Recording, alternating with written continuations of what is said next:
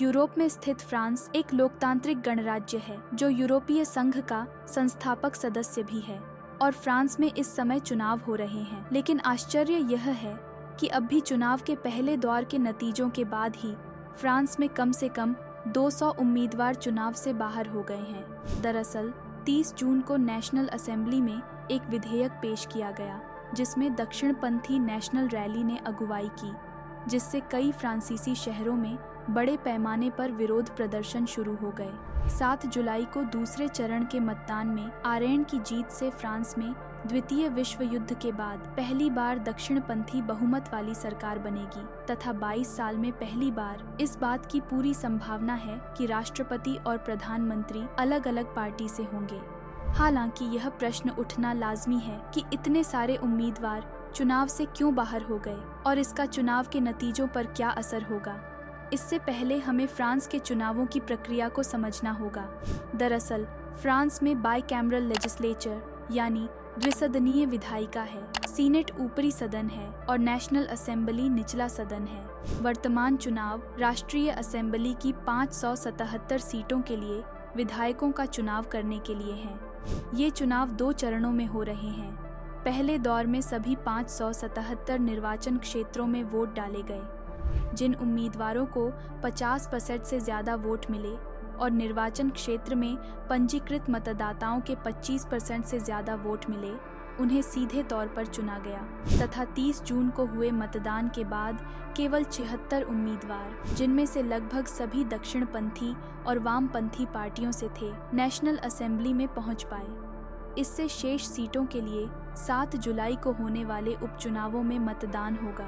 उपचुनाव में शीर्ष 2 उम्मीदवार और कोई भी उम्मीदवार जिसे कम से कम 12.5% पंजीकृत मतदाताओं का समर्थन प्राप्त हो, चुनाव लड़ सकता है और सबसे अधिक वोट पाने वाला उम्मीदवार जीतेगा। फ्रांसीसी चुनावों में 3 मुख्य गुट हावी हैं। मरीन ले पेन के नेतृत्व वाली दक्षिणपंथी आरेन, राष्ट्रपति इमैनुअल मैक्रों का मध्यमार्गी गठबंधन और वामपंथी न्यू पॉपुलर फ्रंट गठबंधन।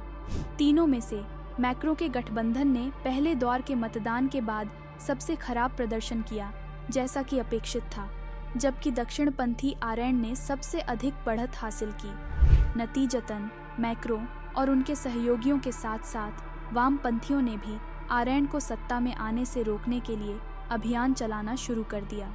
मध्यमार्गी और वामपंथी गठबंधनों के लिए अपने वैचारिक मतभेदों के बावजूद दूर दराज की पार्टी को सत्ता में आने से रोकना प्राथमिकता प्रतीत होती है। मैक्रों ने 30 जून को कहा, राष्ट्रीय रैली का सामना करते हुए दूसरे दौर के लिए एक व्यापक, स्पष्ट रूप से लोकतांत्रिक और गणतांत्रिक गठबंधन का समय आ गया है। इस प्रकार दूसरे दौर के लिए उम्मीदवारों के पंजीकरण की 2 जुलाई की समय सीमा से पहले 218 उम्मीदवार संसदीय दौड़ से बाहर हो गए थे। इसके पीछे तर्क यह है कि दूसरे दौर में आरेन के खिलाफ वामपंथी और मध्यमार्गी वोट को एकजुट किया जा सके। नाम वापसी से पहले दूसरे चरण में 300 से ज्यादा निर्वाचन क्षेत्रों में धुर दक्षिणपंथी, मध्यमार्गी और वामपंथी उम्मीदवारों के बीच त्रिकोणीय मुकाबला होना तय था। हालांकि अब यह संख्या घटकर 100 से भी कम रह गई है। आज का प्रश्न, फ्रांसीसी चुनावों में पहले दौर के बाद कितने उम्मीदवारों ने नाम वापस लिया?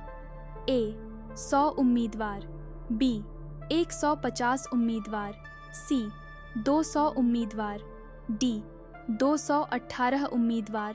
अपना उत्तर कमेंट में दें।